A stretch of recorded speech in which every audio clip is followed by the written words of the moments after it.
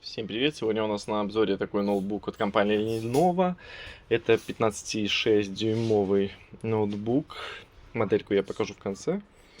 Значит, почему снимаем видео? Потому что есть некоторые нюансы, и лучше всего передать это на видео.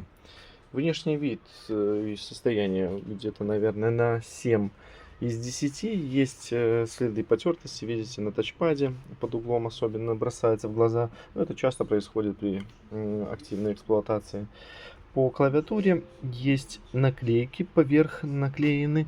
Вероятно, там латиницы, кириллицы не было. Но их можно заменить и немножко привести более презентабельный вид. Но с намлуком есть проблемка. Кнопки, как видите, нет, она отсутствует. Но при этом нажатие происходит.